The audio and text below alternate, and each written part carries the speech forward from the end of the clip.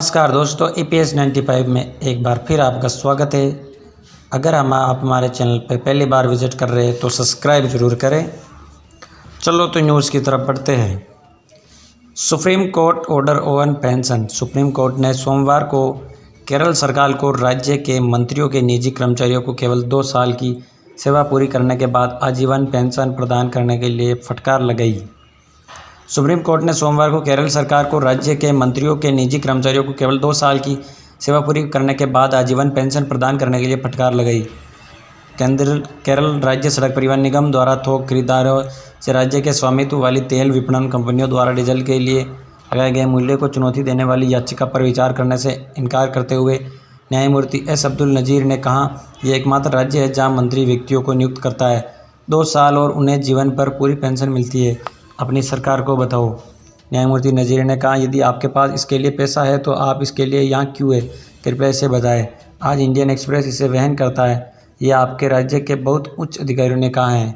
KSRTC की ओर से पेश वरिष्ठ अधिवक्ता वी गिरी ने जवाब दिया कि वे शीर्ष अदालतों की चिंताओं से अवगत कराएंगे। न्यायमूर्ति नज़ीर और न्यायमूर्ति कृष्ण मुरारी सहित 2 न्यायाधीशों की पीठ ने याचिकाकर्ता को ईंधन की कीमत के मुद्दे पर केरल उच्च न्यायालय का दरवाजा खटखटाने की स्वतंत्रता दी।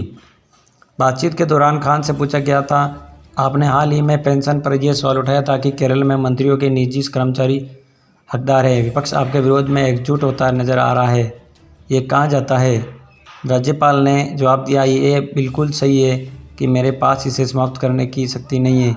केवल चुनी हुई सरकार ही निर्णय ले सकती है। जब आप कहते हैं कि सरकार और विपक्ष दोनों ने हाथ मिला लिया है, सरकार की ओर से मैंने जो कुछ भी कहा है उसके खिलाफ कोई भी बयान नहीं दे रहा है। इस मुद्दे पर मेरे खिलाफ जो बोलने वाले नेता प्रतिपक्ष से कहा गया है, UDF इस मामले में नाक में दम नहीं करेगा।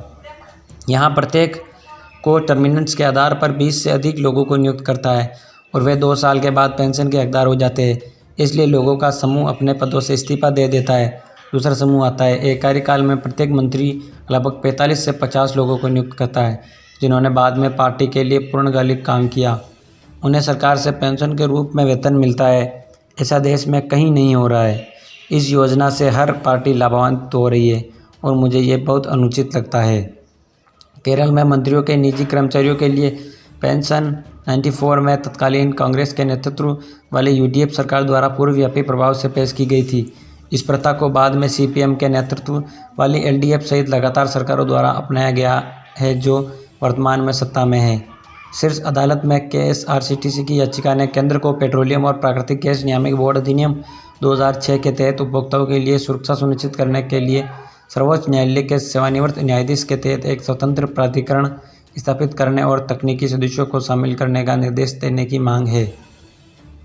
शुरुआत में गिरी ने पीठ को बताया कि KSRTC से बाजार दर से ऊपर एक अंतर मूल्य वसूल किया जा रहा है और ये अंतर 7 रुपये प्रति लीटर था। याचिका में कहा गया है कि इसके राज्य और परिवहन निगम पर बोझ पड़ेगा, जो पहले से ही कर्ज में है और स्पष्ट रूप से भेदभावपूर्ण माना और अनुचित है।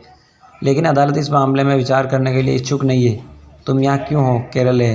हाई कोर्ट को फैसला करने दीजिए, उन्हें वहाँ फाइल करने दे, वे इसे संभाल सकते हैं। निजी कर्मचारियों के लिए पेंशन पर राज्य सरकार की आलोचना करने से पहले न्यायमूर्ति नज़ीर ने जवाब दिया।